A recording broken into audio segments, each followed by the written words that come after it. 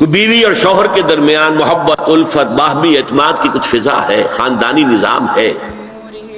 اگرچہ تیزی سے بگڑ رہا ہے نظام ہمارا، اور ہمارا ایلیٹ طبقہ اوپر کا جو ہے وہ مغرب کے طرز پر جا چکا ہے، لیکن ہماری مڈل کلاسز میں، لوور کلاسز کے اندر ابھی کچھ اقدار ہیں شرم کی، حیا کی، عصمت کی، عفت کی۔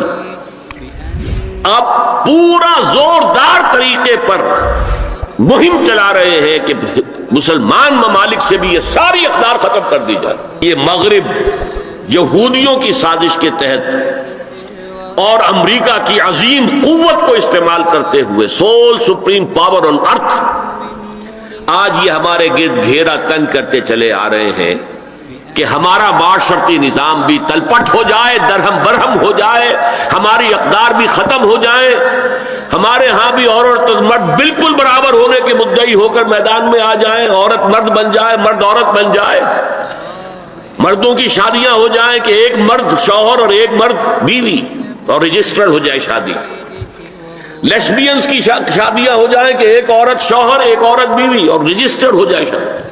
پہلے اس پروگرام کے تحت 1994 میں کانفرنس ہوئی قاہرہ میں، عرب ورلڈ کا وہ مرکز ہے، تو یہ چونکہ ان کا ثقافتی اعتبار سے امام ہے، وہاں جا کر انہوں نے ڈیرا لگایا اور ان افکار کی اور ان نظریات کا پرچار کا معاملہ کیا۔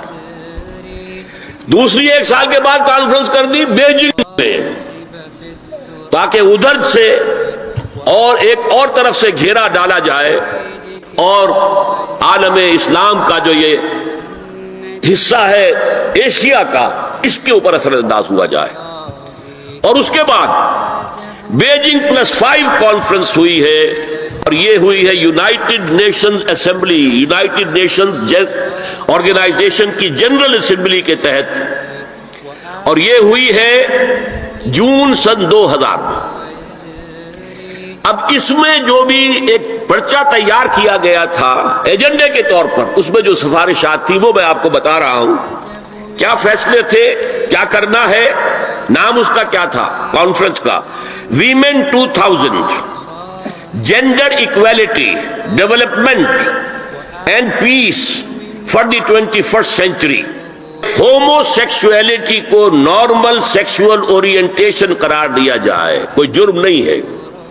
ہومو سیکسول میرجز کو تسلیم کیا جائے، عورتیں گھر کا کام کاج کرنے سے انکار کر دیں، عورتیں حمل اور وضع حمل کی جو تکلیف برداشت کریں اس پر بھی شوہر سے اجرت لیں۔ اگر کسی وقت کسی عورت کی طبیعت آمادہ نہ ہو ہم بستری کے لیے اور شوہر مجبور کرے تو اسے میریٹل ریپ قرار دیا جائے، یہ زنا بالجبر ہوگا جس کی سزا دی گئی۔ پروسٹیٹیوشن کو ایک باعزت پیشہ مانا جائے اور ان کو پروسٹیٹیوٹس نہ کہا جائے بلکہ سیکس ورکرز، سیکسول ورکرز۔ وراثت اور طلاق میں بالکل برابری، کوئی فرق نہیں۔ اب یہ خاص چیز تو معلوم ہوتا ہے کہ اسلام ہی کو ہدف بنا کر انہوں نے ایجنڈے میں شامل کیا۔ اس کا نام ہے سوشل انجینئرنگ، معاشرتی تعمیر نو۔ پرانی تعمیر، وہ جو مولانا روم نے کہا تھا کہ اگر کوئی پرانی عمارت ہے نئی بنانی ہے تو پہلے گرانی پڑے گی، اولا تعمیر را ویرا کنند، تو پہلی تعمیر گرائیں گے تو دوسری بنے گی۔ لہذا یہ سارا سٹرکچر جو ہے سوشل، یہ ختم کر کے یہ نئی سوشل انجینئرنگ ہے جو ہمیں کرنی ہے، اور اس کا سب سے بڑا ٹارگٹ عالم اسلام۔